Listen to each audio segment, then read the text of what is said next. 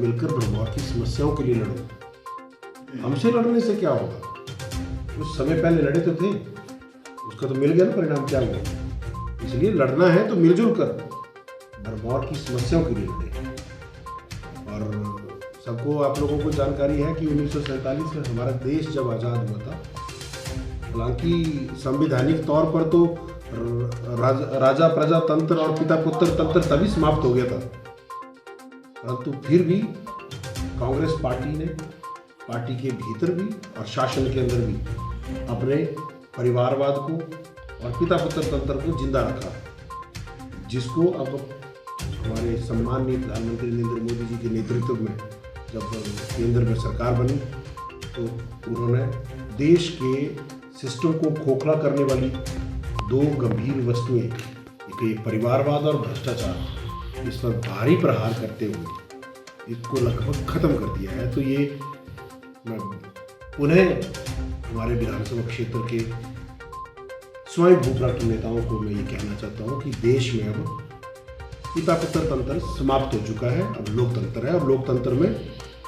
जिसको जनता चुनती है वो जनता का प्रतिनिधि होता है। अपने आप में कहीं भी समाधि लगा के बैठ जाना कि भाई मैं नेता हूँ और हम नेता हैं, तो वो बेवकूफ़ी है। लोग मजाक उड़ाते हैं उन बातों को। सर, अब जैसे मणिमहेश यात्रा आ रही है इसी साल से, तो श्रद्धालुओं के लिए सर नई सुविधाओं के लिए आपने कुछ प्रोग्राम रखा हो?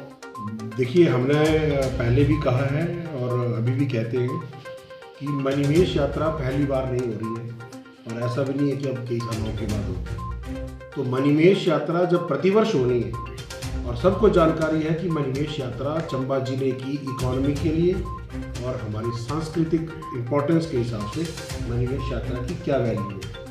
तो मेरा तो ये मानना है, और हमने प्रशासन से भी, जिला प्रशासन से भी, भरमौर प्रशासन को भी ये कहा है कि मणिमहेश मेले के लिए जो भी इंतजाम किए जाते हैं, चाहे वो टॉयलेट की व्यवस्था हो, चाहे वो पार्किंग की व्यवस्था हो, चाहे पीने की पानी की सुविधा हो, चाहे लोगों के लिए शेल्टर, जो बरसात के समय में शरण स्थली बनाने की व्यवस्था हो, तो इन चीज़ों को अस्थायी ना रूप देकर स्थायी परमानेंट स्ट्रक्चर बनाए जाए, क्योंकि ये तो प्रतिवर्ष होनी है। क्यों हम बार बार अस्थायी निर्माण कर जनता का पैसा जो यूं ही खर्च कर रहे हैं। तो क्यों ना इस कार्य के लिए, मणिमहेश यात्रा के लिए जो भी प्रबंध किए जाने हैं वो स्थायी हो और टिकाऊ हो, इस दिशा में हम कदम बढ़ाएंगे। डॉक्टर साहब, पिछले दिनों प्रदेश कांग्रेस कमेटी के सचिव ने यहाँ पे प्रेस वार्ता की थी, तो उन्होंने गंभीर आरोप लगाए थे कि जो वहाँ के विधायक है डॉक्टर आपने वही कि कौन कमेटी के सचिव? कि जैसे परिवारवाद अमित वर्मा। अच्छा, मैं कभी सचिव भी बहुत सारे हैं कांग्रेस में, कौन से आपके ऊपर अमित वर्मा जी लगाएंगे ना कि कंस्टिट्यूंसी का ना। अच्छा। जो अभी परिवारवाद में प्रहार करते हैं ना, उनको बोलना बड़ों की लड़ाई में बच्चों का रोल नहीं होता। अभी बच्चे हैं, शांत रहिए, अभी उस लेवल पे आ जाइए कि जब हम पे टिप्पणी करने के काबिल बनिए, फिर बात करेंगे उस बारे में। जो हमारी व्यवस्था है, सबसे महत्वपूर्ण तो वो है कि व्यवस्था में सुधार हो, खाली पदों को भरा जाए और बिजली, सड़क, मोबाइल नेटवर्क, स्वास्थ्य, ऐसी जितनी भी सरकारी सेवाएं हैं उनको बेहतर किया जाए। इसलिए हमने सरकार के समक्ष भी इन विषयों को उठाया। डॉक्टर साहब, जैसे ये जो आपका नॉन ट्राइबल एरिया है, यहाँ ऑलमोस्ट सभी डिपार्टमेंट्स जो चाहे सब डिवीजन ऑफिस हैं या डिवीजन या ब्लॉक है या उप तहसील है, वहाँ काफ़ी समय से जो है वो अधिकारियों के तबादले तो हो गए, लेकिन वहाँ नियुक्तियाँ नहीं हो पाई हैं और लोग काफ़ी परेशान हैं। ये महीना 1.5 महीने से, पिछले 1.5 महीने से काम चला है और काफ़ी लोगों को ये है कि जैसे हम दूर दूर से आते हैं तो, लेकिन अधिकारी ना होने की वजह से उन्हें वापस लौटना पड़ रहा है। ये हमारे ध्यान में है और हमने सरकार से भी ये कहा है कि इन पदों को तुरंत से तुरंत भरें। तो आपकी जानकारी के लिए हम बता दें कि हमारे महला ब्लॉक में बीडीओ की नियुक्ति हो गई है और जल्दी ही दरवाला ब्लॉक में नायब तहसीलदार की भी नियुक्ति कर दी जाएगी। एसडीओ इलेक्ट्रिसिटी भी हमारे पास अभी ज्वाइन कर गए हैं और पांगी में भी एसडीएम की नियुक्ति कल हो गई है। तो हमने तो सरकार को कहा है कि खाली पदों को सबसे पहले प्राथमिकता पे भरा जाए और उसके बाद बाकी समस्याओं की काम होगा, क्योंकि जब तक अधिकारी ही नहीं होंगे तो लोगों की समस्याओं का समाधान कौन करेगा। आपको अमित भरभूरी ने एक सलाह दी है। ये हमारा काम तो है, पहली बात तो वो सलाह नहीं दे सकते हमें, क्योंकि रिश्ते में भी वो हमसे हमारे बच्चों की तरह है और राजनीति में भी वो हमारे बच्चे ही हैं। अभी उनको विधायक बनने में टाइम लगेगा। तो केवल इतना ही कहूँगा कि मैं तो जन सेवा करना चाहता हूँ और आप प्रेस वाले गाहे बगाहे आप लोगों ने कितनी बार अपना या अपने किसी परिवार के सदस्य का, अगर आप हमसे कोई चिकित्सीय परामर्श चाहते हैं तो क्या मैं मना कर दूं लोगों को? अब जब मैं कहीं भी जाता हूँ, जब लोग पहचान लेते हैं, लोग अपनी रिपोर्टें लेके पहुँच जाते हैं, तो मैं उनको क्या बोलूँ कि नहीं मैं अब विधायक हूँ, मैंने नहीं देखा तुम्हें। तो ईश्वर ने मुझे, अगर मेरे पास कोई काबिलियत है तो उसका मैं अगर लोगों के लिए सदुपयोग कर रहा हूँ, हाँ मैं लोगों से उसके लिए बदले में पैसे मांग रहा हूँ या मैं तुष्टिकरण कर रहा हूँ कि केवल अपने विधानसभा क्षेत्र के लोगों को देख रहा हूँ, बाकियों की मदद नहीं कर रहा, तो आप मुझे कहें कि मैं राजनीति से प्रेरित काम कर रहा हूँ। मुझे तो पठानकोट का बस स्टैंड पे भी व्यक्ति मिलेगा, मैं उसकी भी मदद करूँगा, क्योंकि ईश्वर ने मुझे ये चीज़ दी है।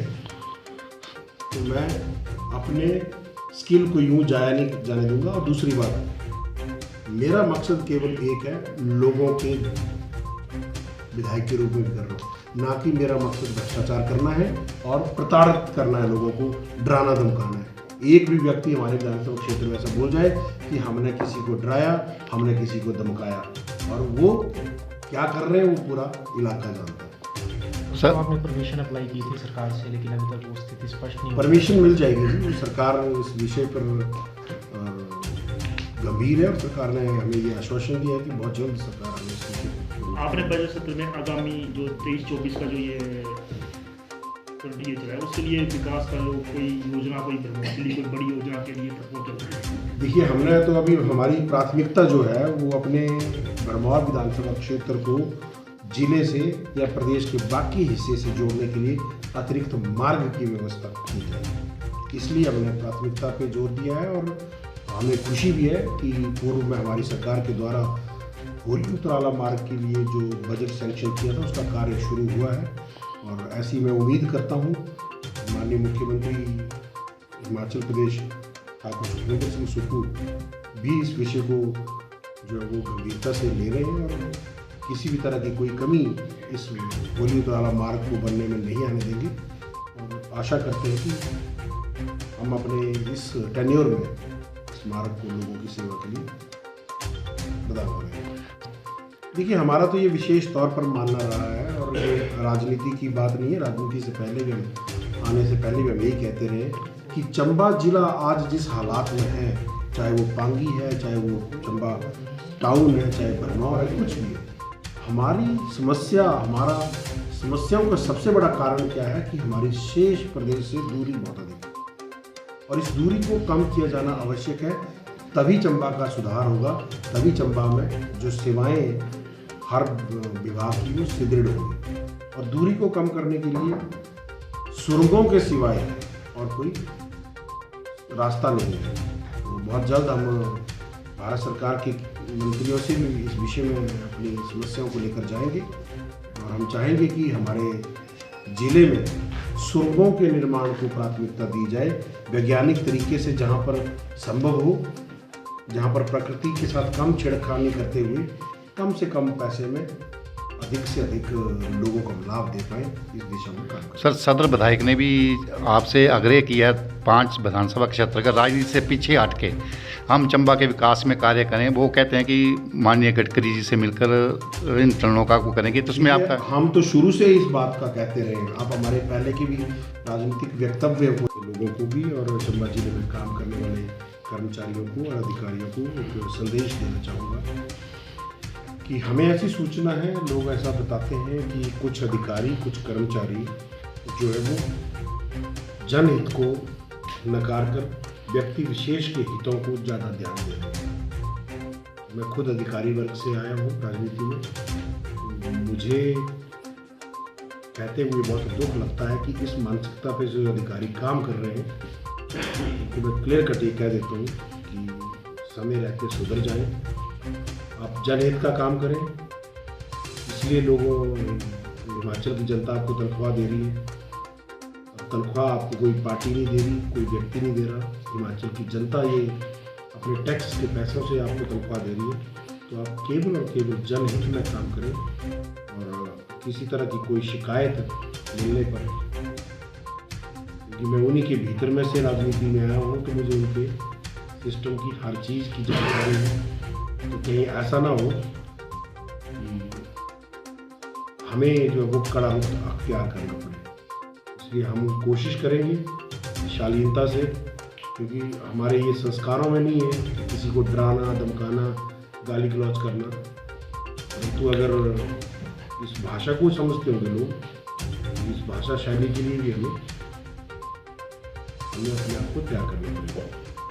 अब मैं आपके सवाल का जवाब जरूर देना चाहूँगा, हालांकि बोलना नहीं चाहिए था, आपने पूछा है तो जरूर बोलेंगे। तो सब जानते हैं, भरमौर की पूरी जनता जानती है, पूरा हिमाचल जानता है, पूरी कांग्रेस पार्टी जानती है उनको जिनके आप विषय में बात कर रहे हैं। पूरी मतलब हम क्या बोले, भरमौर की जनता जानती है। और जो कहते हैं कि हमारे बिजनेस है, कौन सी बिजनेस है बताइए ना। बिजनेस यही है ना कि भरमौर से तेल जो है वो पानी पेट्रोल पंप भरमौर से जाएगा, मनाली से नहीं लिया जाएगा, यही बिजनेस है। अभी तो शुरुआत है, हम तो केवल ये कहते हैं कि हमसे लड़ने के लिए पहले उस लेवल पर पहुंचे और फिर बात करें। क्योंकि मैं विधायक केवल भारतीय जनता पार्टी के लोगों का नहीं हूँ, भरमौर की जनता का विधायक हूँ और इस नाते मैं आप लोगों का भी विधायक हूँ। चाहे वो कांग्रेस के नेता हैं, चाहे कांग्रेस के नेताओं के परिवार के लोग हैं, उन्हीं का भी विधायक मैं ही हूँ। तो किसी गलतफहमी का शिकार ना रहें, क्योंकि क्या किया है क्या नहीं किया है ये भरमौर की जनता जानती है, और आज भी आप क्या कर रहे हैं ये भी भरमौर की जनता जानती है। भरमौर की जनता अब पिता पुत्र तंत्र से मुक्त हो चुकी है और ये हमारी रिस्पॉन्सिबिलिटी है कि भरमौर की जनता के भीतर हम भय को समाप्त करें और लोकतंत्र की स्थापना जो भरमौर विधानसभा क्षेत्र में हुई है, और उस लोकतांत्रिक तरीके से ही आगामी जो भी प्रतिनिधि हैं, चाहे वो पंचायत के प्रतिनिधि हैं, चाहे वो ब्लॉक के हैं, जिला परिषद के हैं और विधायक हैं, वो सब लोकतांत्रिक तरीके से ही काम करें और लोकतांत्रिक तरीके से ही चुने।